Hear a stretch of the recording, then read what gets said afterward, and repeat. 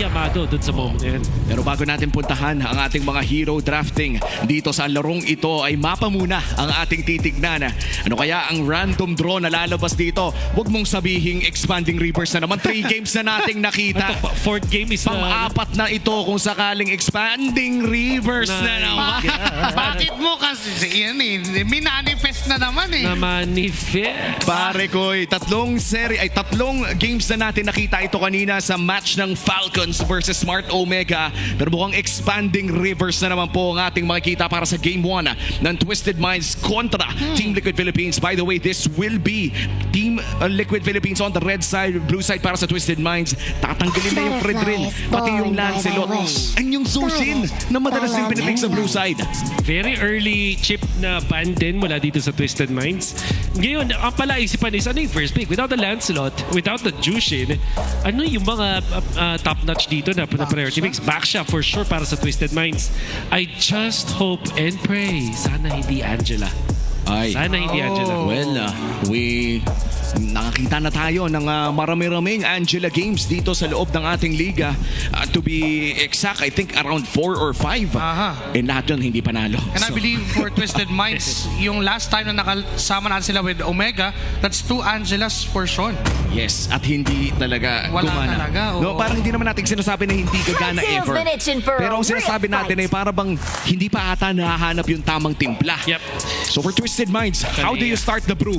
Ano ang foundation ng draft na ito? Tingin ko back siya para sa Twisted Minds sa flex pick. Pero alam naman natin that MP the King likes to play that. And for sure, handa dito ang TLPH kasi what they're gonna do is to pick up naman yung Granger to go with the Yi and Shin. Oh. Pero Early Arlot kaya. Arlot din available, so Arlot plus no? Arlot Granger. Oo. Or maybe Or even Arlot Kimi. the Harith is open to take. Isa sa mga paboritong gamitin ni Oheb kung sakaling kukunin nila ito. Pero again, medyo matagal-tagal na natin hindi nakikita ang early Harith pickup. I think the last time na nakita natin ito ay early week 5 ba? Granger kasi, expanding rivers kasi, so it will benefit the Granger. At the same time, gusto ng TLPH gamitin yung Granger versus the Backsha. Isa sa mga ano nila yun, mga sagot nila. At Twisted Minds, if you take away din yung Granger na yun mula doon kay Nosha, mas alam naman natin, ito yung tumalo, di ba? Sa Twisted Minds maraming beses before. Sanjo. Haya Farsa. But they go for a very early Hayabusa and Farsa. Wait lang, iniisip ko kasi sinusubukan kong halungkatin ang baul. Parang ngayon ko na lang ulit talaga nakita na first pick Hayabusa tas Farsa yung kasabay. Entire S16. Parang ganun na nga eh. Ang daling ilapo-lapo pa naman to para sa Twisted Minds. Matatip talaga silang kunin ang lapo sa paikuan ng Kimi. I guess kaya sila kumuha ng isang Hayabusa kasi nakaba naman yung Kalea. Tapos back siya yung choice dito for Twisted Minds. Without the Fred rin din na binan mismo ng Twisted Minds. Walang actual na hard lockdown dito sa hero to. This is good. At least bibigyan nila ng komportabling hero dito si Sean. Ang isa sa mga naging kritisismo sa mga Angela games na nakita natin mula sa Twisted Minds ay para bang hindi talaga sanay ang Twisted Minds gumamit ng ganitong klaseng komposisyon. Kumbaga no hard carry kay Sean. Ibig sabihin ay mahihirapan ang Twisted Minds. And here comes the Arlot locked in for the Apex Predator. Locked in na para kay Stanford. Baka magpansin ng lapo. The only one bound by Obvious, these isa pa. chains. Saka siguro yung pagkaka-pick up ng early Hayabusa removes the possibility of the flex for the Backsha.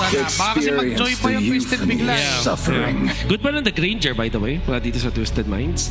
Joy, baka sobrang labo na kasi puro magic na dito yung Twisted Minds. At ang kailangan din nila ngayon is yung frontline.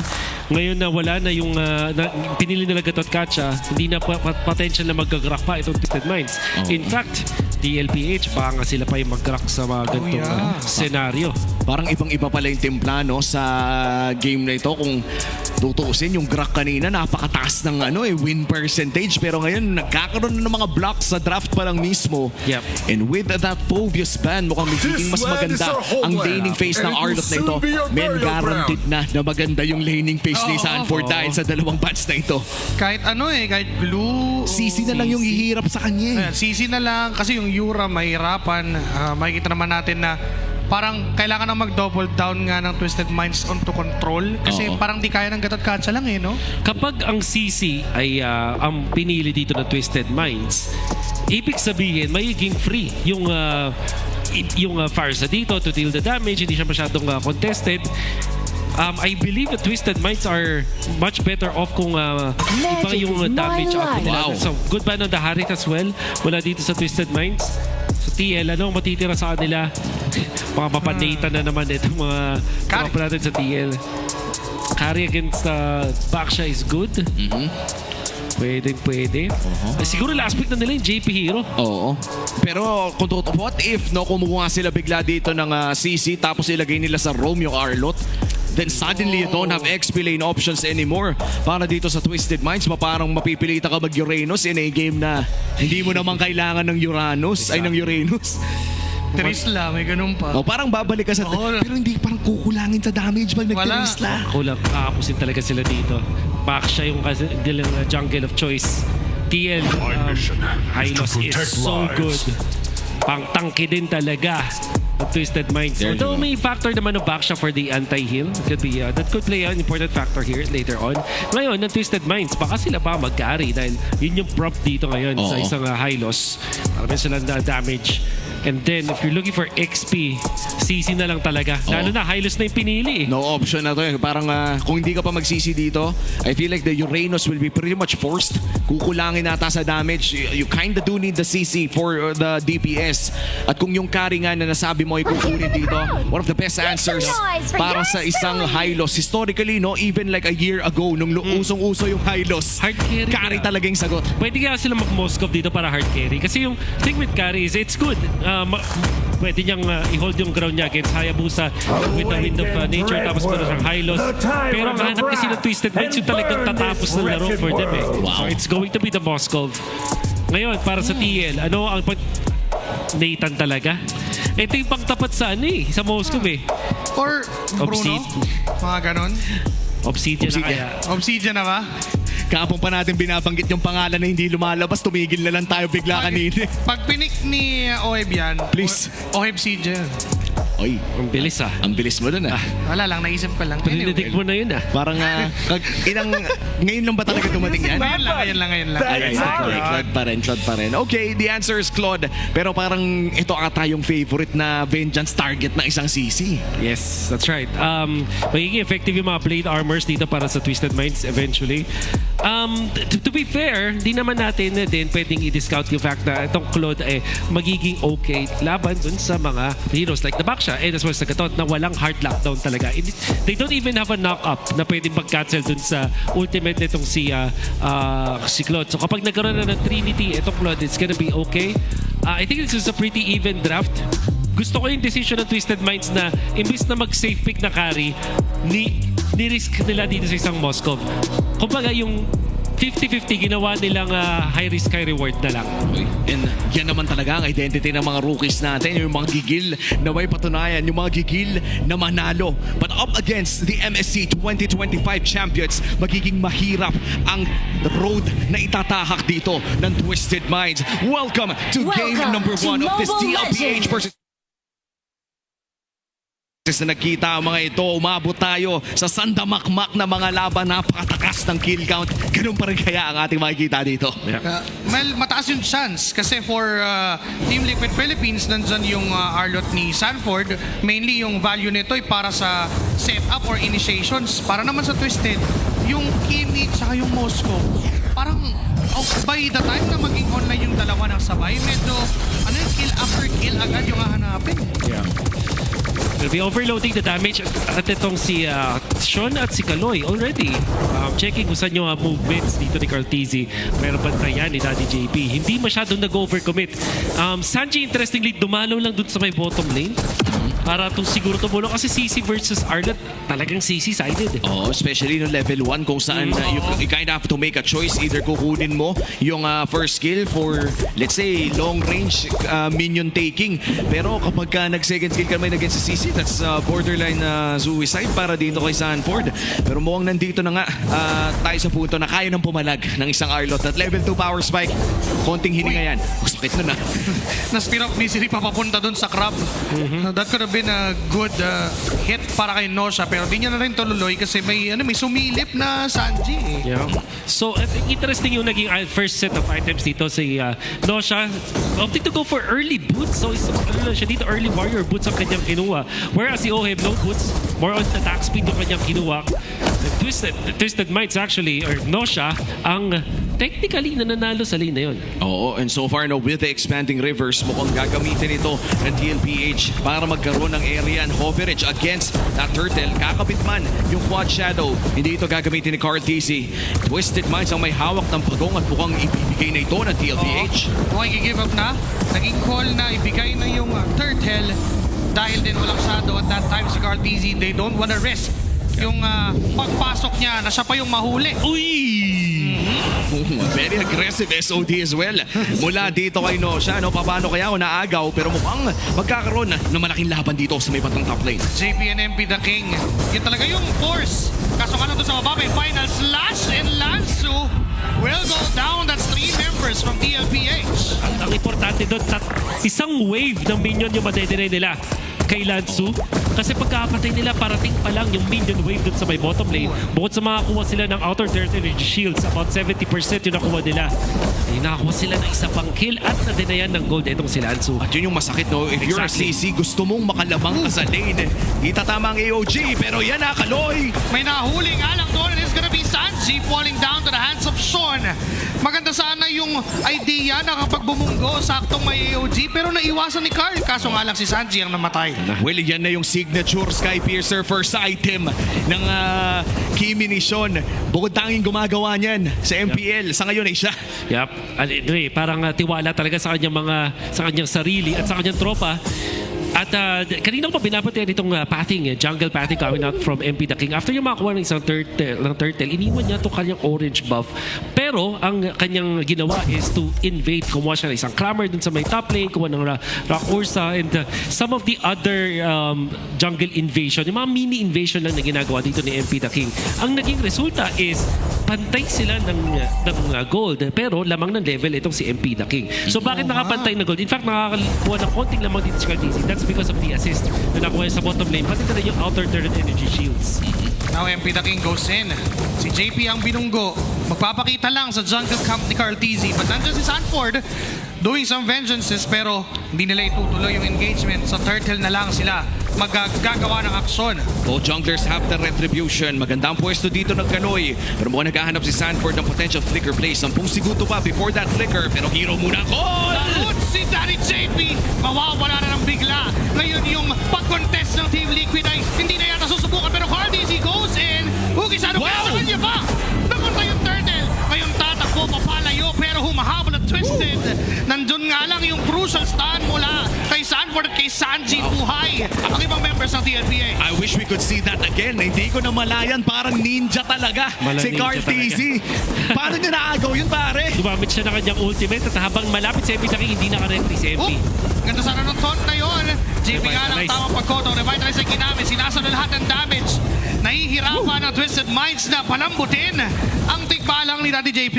Pero kahit nakakuha ng pagong at DLPH, lamang pa rin ng 700 gold and Twisted Minds. Still not a big gold lead. Pero in terms of the early game advantage, Wolf, ano ba yung win condition dito ng Twisted Minds? Actually, kailangan nila mag-equalize. As long as si Lansu ay hindi ganun kalaki pagka-down. Ginamit na yung Glorious Pathway at feathered airstrike. Uy! Pati Ugi siya, no kill! Ay! Pero may swerte si Nosha at hindi siya namatay. Pumasa sa minion wave. Agimat! JPI! Namatay na rin doon sa torrent. Uy, Wala pa yung aray AOG. ko! May taunt pang kasunod. MP the King will get the kill. Sunod-sunod na pagpatay mula sa Twisted Minds. Pare, tinalo pa si FPJ at si Pedro Pinduco. Isang Ugi Shadow kill na lang siya pero dumating yung mga minions and look at this. Lansu against Sanford dodging the final slash. Dahil dyan mukhang Twisted Minds lumobo ang kanilang kalamangan. 1.5k gold lead. Parang medyo reset talaga after ng ganung pangyayari if you're TL. First off, Nosha is so locked in na iwasan niya yung initiation na mula sa TLPH and then the counterplay coming out from Twisted Minds. So counteracted to si Karltzy. Karltzy, high IQ yung ginawa niya doon ha. Gumamit siya ng ultimate papunta sa creeps. Akala niya din matatake para makonect na dots para eventually maabot niya doon si Nosha. Wala kasi siyang shadow, quad shadow. Fortunately, may agimat itong si Nosha at hindi tinamaan nun. And then, that ultimate mula kay Kaloy nasa dulong-dulo ng AOG para tumama kay Karl. And the damage was there. But, still, Sean Sakimi, so far, perfecto na Grabe. naman ang laro. Naka-blood wings na rin siya. Ngayon, for that added sustainability, Turtle ay sinasayaw ng dalawang teams. Karltzy ang humawak. MP King ay gumulong. Kaso Sanford ay pinigilan si Kaloy. OG kasabay ng curtain call. Ngayon si Oheb ang tutumba. Kapalit ng wala for Twisted. JP ang isinunod. 2 for none. May Turtle pa. Nakukunin ng Twisted. At sila ang makakalabaw. But Karltzy sumasadawin. Babalik. The GOAT will get the objective. Pare, that is one of the most picture-perfect Grabe. turtle steals. Back-to-back turtle steals, pare. Pero lamang pa rin ang Twisted Minds. At mukhang huhuliin si Lanzo dito, but the sustain is just too big. Yung resilience mula kay Karltzy, yung pagiging locked in din niya. Knowing na nag-retribution din si MP King no moment na yon. It was on cooldown para kay MP. Pero lumaban pa rin siya with that ultimate. Pero yung gatot CC combo, ang sakit pa rin talaga. Sige lang. Aray ko. Flicker. Nasa Oy! flicker. No way. Mystery. SOD. Na tumama. And tinamaan pa rin ni Sean. Eto si Oheb. Ngayon si JP ang sumasalo ng lahat ng damage na manggagaling sa Twisted. And still Oheb falling down to the hands of the mines. Pare, ang ganda ng laro na to. Oh my God, Nosha! Ang sinabihan nating naaurahan at hindi pa nakakaisa kay Oheb. Not only equalize the early game, pero nasibat pa. Merong pang final slash na gagamitin kay Lanzu. Vengeance is on. Hinahabol pa rin ni Sanford and ni Kaloy. Tutumba sa kamay ni Sanford and now, matagal pa naman yung next lord. Matagal pa yung objective. So maaari pang bumalik at mabubuhay pa si Lanzu. Well, this is the calm before the storm. Makikita din natin sa ating Infinix handcam gamit ang kanyang Hayabusa, the GOAT, Karltzy, using the GT30 Pro. Kitang-kita naman na sobrang smooth ng galawan niya dito. Na-steal niya yung Lord na yon, pare, at ramdam mo ang kanyang lakas sa paggamit ng Hayabusa na ito. Men, ibang klase yung mga nangyari kanina at ibang klase din yung mga nakikita nating play so far. Again, gusto ko lang ulit sabihin, ang ganda ng game na to. Game 1 pa lang, pare. This is what we are waiting for. Yung Twisted Minds na sumasabay dito sa TLPH. The first leg sa kanilang unang paghaharap, aurado ang mga members ng Twisted Minds, hindi makakilos. They didn't look like themselves.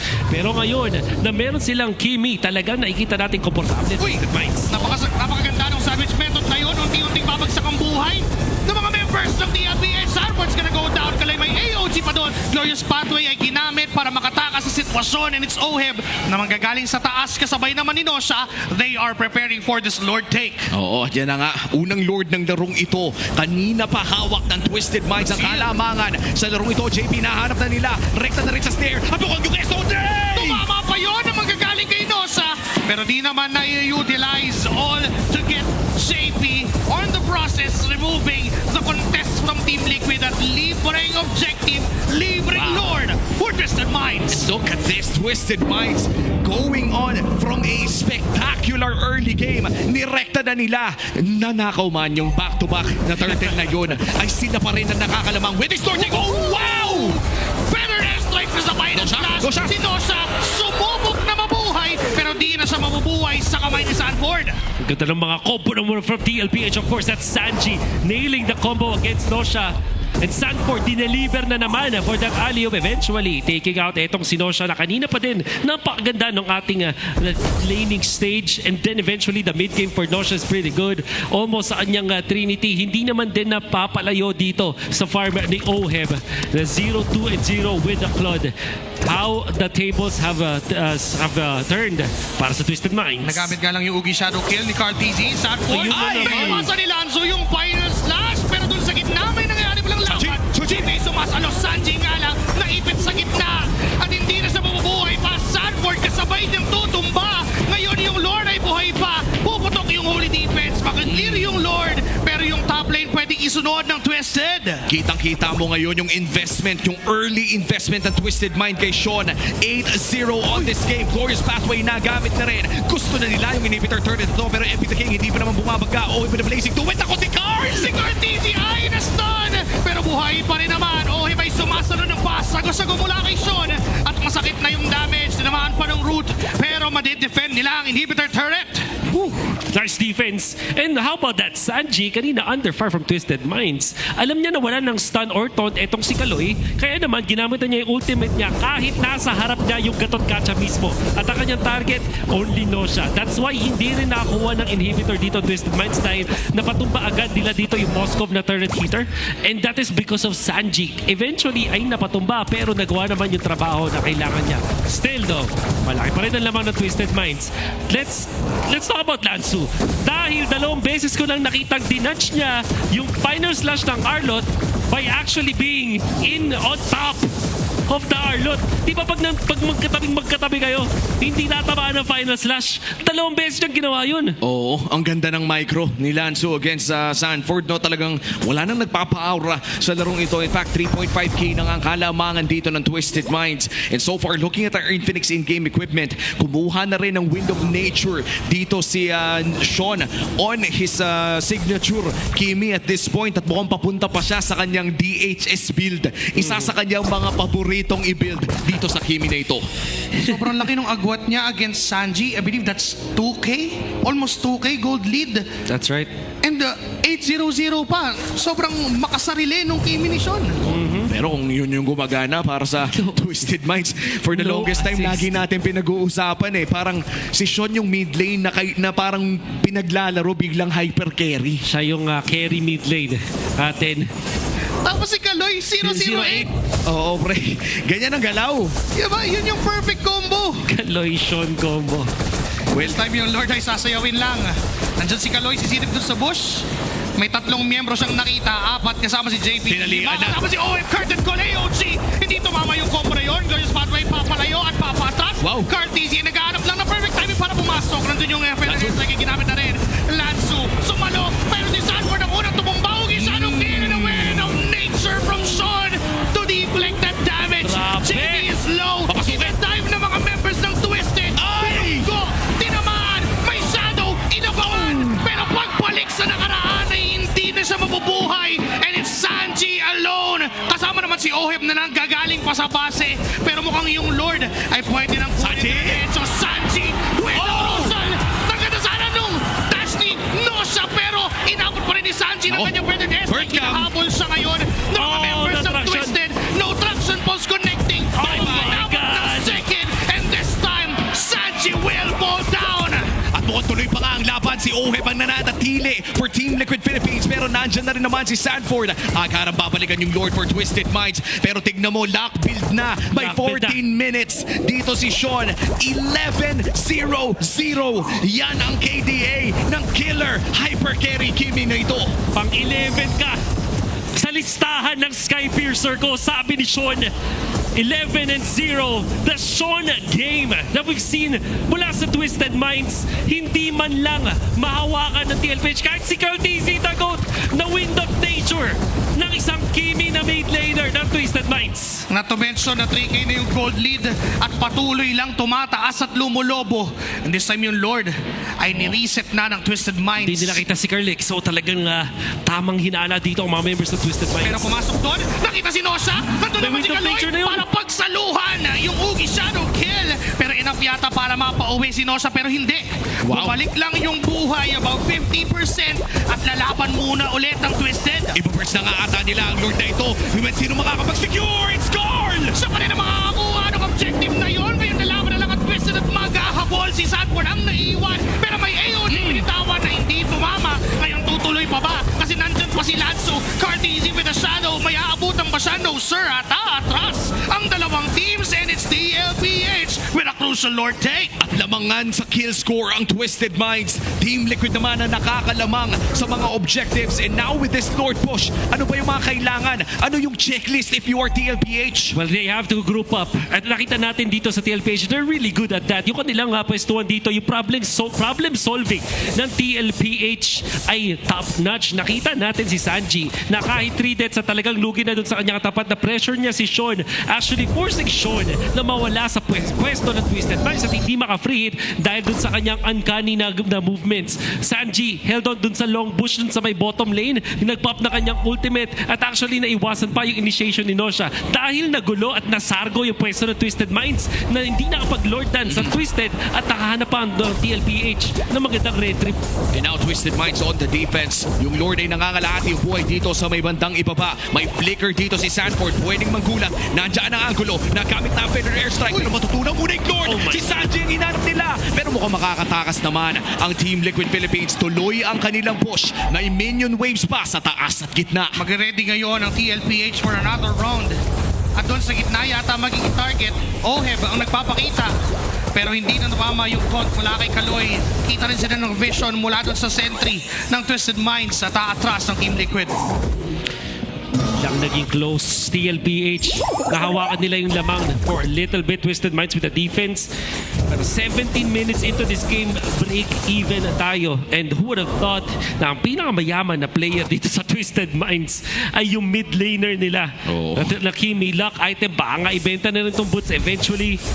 As siya na ang pinaka mataas ang DPS dito para sa Twisted Minds. To be fair, TLPH, yung kaninang problema nila na curtain call and avatar of the guardian combo, yung CC gatot na sinasabi natin deadly, naiiwasan nila pa ulit-ulit. SOD and traction pulse will connect. Pero hindi naman papasok dito ang Twisted. Karltzy with the shadow rather. Pero hindi kakabit yon sa Twisted Minds. So mag-aatrasan at mag-aabang muna ng next objective. And now we play the macro game. Lalabas na ang Evolved Lord in 30 seconds. And dito na natin makikita ang diferensya ng experience para sa dalawang teams na ito. Kahit gaano kaganda ang early game, pumapasok pa rin sa late game shot calling. Ang larong ito, the moment that the Evolved Lord spawns, and for TLPH and Twisted Minds, ito na siguro yung magiging test sa ating mga super rookies kung gaano sila magiging kalmado sa pressure na binibigay ng napakalaking objective na to. And let me just lay down one of the few things here. For Sean, napakalaking bagay na hindi siya mapitas. Seal play. Susubok ba ang Twisted Minds? Dahil sa pwesto, kaso doon may nangyaring bigla na lang setup. Lanzo's gonna go down. May SOD ba tumama pa pa? Win of Nature ay nandiyan pa na kay Nosha. Pero si Sean ay naipit. Nagamit na rin yung Win of Nature niya. Pero hinahabol pa rin siya ni JP. Sino-zone out lang sila. Then si Karltzy, si Amy Shadow pang pwedeng balikan. At si Kaloy ang tutumba. Si MP the King is low. Nabunggo pa siya ng vengeance mula kay Sanford. Finals that's connecting to Sean. May immortality pa. Wala yung jungler ngayon ang Twisted.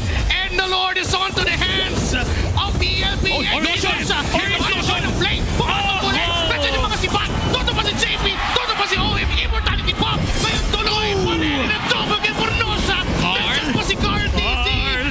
Subukang kuhain yung Lord. Hindi ko connect na yung mga shadow. Nabalikan niya si Nosha. Medyo masakit yung damage. At tinatamaan lang si Karl. May ugi shadow kill na nga na pinitawan. Dalawang marksman yung palaban. Daisy pa rin. Kanya pa rin yung Lord.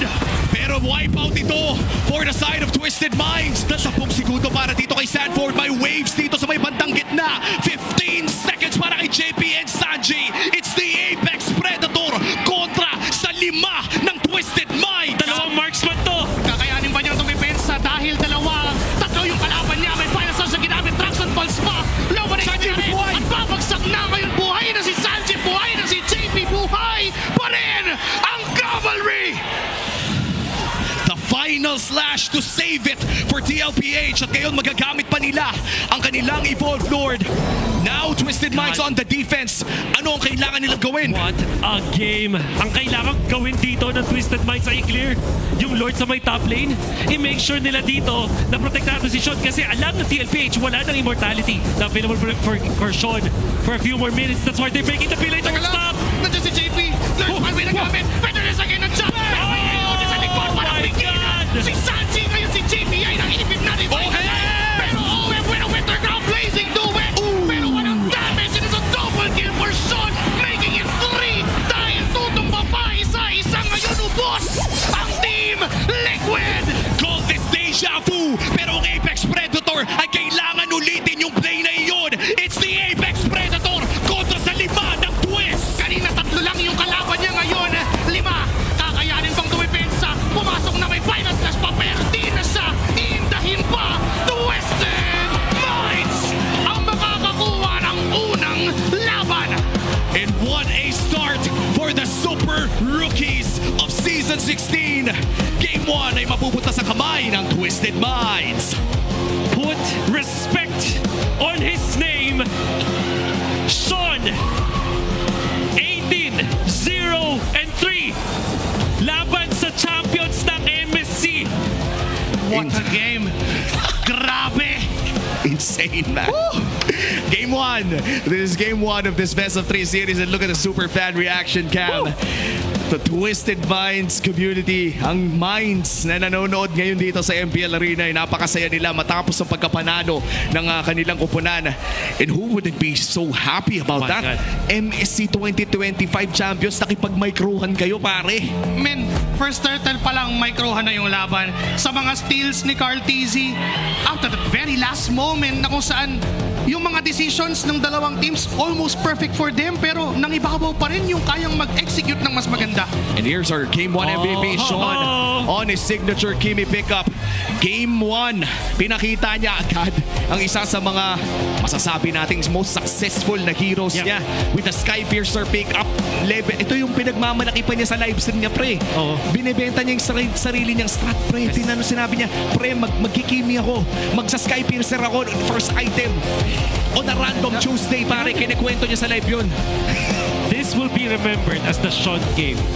18-0-3. Binenta yung kanyang immortality tapos nag-shuffle yung kanyang mga items. Dumating sa point na naka-rapid boots na siya sa dulo para lang maiwasan at pa-micro yung kanyang mga rapid. And how many times is he able to outplay yung kanyang mga kalaban dito, lalo na dun sa dulo kung saan etong si Daddy JP talaga hinaharapan na si Sean pero nakamove pa rin siya na away from it. Final slash and then the random immortality na hindi naman din kita ng side ng TLPH para doon sa mga dulong mga moments para mag-survive. At syempre, yung unforgettable na wind of nature play para kontrahin si Karltzy. Ilang beses niyang tinalo at tinaya ang kamatayan. 18-0-3. If you're not impressed, I don't know anymore. Oh man, makiramdam ko hindi na makakahawak ng Kimi to sa... Hindi na talaga makakawak ng Kimi to. Hindi na makakahawak ng Kimi to, Tsaka, pare. to be fair, sobrang ganda ng mga positions ni Karltzy. Ang ganda ng mga pasok niya para lang abutin tong taong to. But then again, because of what he does Grabe. and what he did during that game, I mean, kailangan talagang maisulat sa libro ng kasaysayan na ang Game 1 ng Twisted TLPH ng Week 6 Day 2 ay ganon katindi ang performance. I gotta say, man, mas mahirap na mag-gaming ngayon, ah. Hindi na pwede yung top lamang ang gagawin mo. Literal, minsan may top tutok, top hold. Ibang klase na. Ibig sabihin nito si Sean, minamanual. Yan ang itsura ng manual joystick, pare. And look at this, yung stun ni Nosha kay Oheb, dinikit at tinuhog dun sa crab. And then syempre, clean up mula kay Sean na unstoppable. To be fair, Sanford played so well in the latter portions of the game. Ang dami niya magandang mga initiations. But it's just Twisted Minds. Twisting the narrative. Sanji, tignan mo, under duress. Nag-focus siya sa goal niya para lang patayin yung ating Moskov, and then he was able to do it. One of the most important clash, Karltzy going for shot, pero wind of nature denying the GOAT. Imagine yung the GOAT yung ina-outplay dito ni Sean. Tinanong kung kakayanin ba yung TLPH. Sabi niya, yes, tatagos ako dito. Di lang tatagos, pare, mamarka pa. Actually, Mamarka. pagkatapos nito, may kasama pang peklat, pare. And Ito, look at Sean, wind of nature. Sabay flicker. Harapin ni JP, out siya doon. Still dealing the damage. Tapos meron siyang immortality dito after that rose gold meteor pop. Diba? Nagkaroon siya ng extra shields. Tapos i-golden siya dito ni Sanford. Quickly buy yung immortality. Ganon kabilis. habang nagda-dash, pare. Habang nagda-dash. Habang tumututok. Habang ng, tumututok, basic habang attack. bumabaril. Oo. Yun ang dami ng ginawa niya. Namatay siya at this point.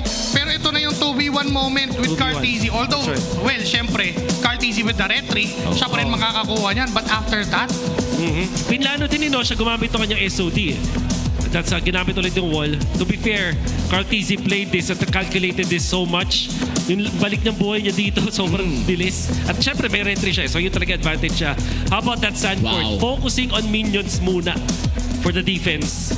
Just enough time even. Lumabas yung mga minions pagkatapos yung gawin yun. Ayun na Pero ito naman. na yun para ka na deja vu, no? Grabe. Kakabuhay pa lang ng mga tropa mo, biglang magkaka-team fight. If you are Sanford in this fight, magugulat ka na lang, kailangan mo ulit tumipensa, kailangan mo ulit ulitin yung ginawa mo kanina. Pero this time around, iba na ang naratibo. Parang next level, no? Mas harder. Kanina 3, ngayon 5. Diba? Tapos hindi mo na talaga binigyan ka na ng tinanggalan ka na ng chance ng Twisted Minds na gawin ulit yung ginawa mo kanina.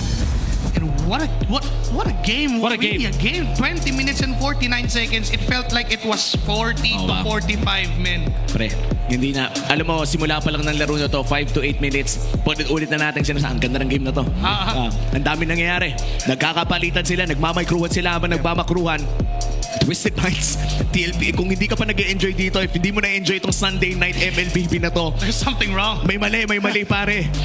This is one of the best games na napanood natin ngayon for this weekend. Yeah.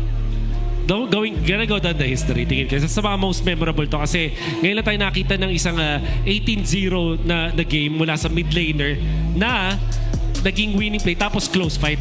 Usually mga ganun, parang yung mga zero deaths game parang medyo one-sided, di ba? Parang you would think na it was really just dominance mula dun sa player na merong 18-0 na stat line. Oo. Tsaka ibang kasi yung objective taking ni Carl eh. Not to Yun pa. mention na season ay nanggaling pa sa isang unfortunate event lately. Tapos ganito siya Oo kagigil nga. ngayon. Nag-Angela pa yan no isang araw pare. Oo. Yeah, ito yung 18-0 na Kimi yung pinag-Angela nyo pare. Yan. Yeah. Bawiin ko na lang yung dami ng deaths ko doon nung time na yun. Yung hindi ko pa feeling yung di ako nakatulong o ito 18-0. Wow. Bawing-bawi talaga pero best of 3 pa rin to. If there's one thing that champions are made to do, it's to Of course. learn from it. Pero i-celebrate pa rin naman natin no, yung napakagandang game 1 na ito. We talked about kill count mga pare ko eh. It's a 21-minute game with 36 kills. Oh my. So kung i-compute natin yon, quick maths lang pare, per 1.5. minute, 1.5 pre. Parang uminom ng soft drinks. Ganon kadami yung kill natin per minute. Parang uminom. Tapos yung 36 total na kill score, 18 of that ay nasa kamay ng BPI rich guy. Of course. Kanino pa ba mapupunta, di ba? Ano pa ba? Pag may ibang mukhang lumabas dyan, Hindi ko na rin alam pag kung sakali. Napakarami niyang nabenta sa game na to. Oo. magtatampo ako sa bigas kung iba yan. And si Kaloy, meron point na yung number of kills ni Sean ay number of assists Yun. ni Kaloy. Yung 800 sa 008. Oo. Ibig sabihin lang, yung 8 assists na yon ay Sean lahat na punta. Eh, Sean lahat napunta. Naging stock ng Skypiercer lahat. Men, parang Aray ko. nakadesenyo kasi yung ganitong klaseng composition para kay Sean talaga. Oo. Imagine mo, men, first item, Skypiercer. Siya lang gumagawa niyan dito, no? By the way, our BPI rich guy si Sean. At bukod pa dyan ay nilaro talaga ng Twisted Minds around the mid lane Yep. para mangyari ito. Again, it's entertaining to watch kasi it's a fresh take on what mages could be dito sa Grabe. MPL Philippines. Ngayon lang nakita ng 3,500 from kills and assists. Oo nga. Usually nasa 1K. Oo. Mataas na yung 2K eh. Tapos yung sa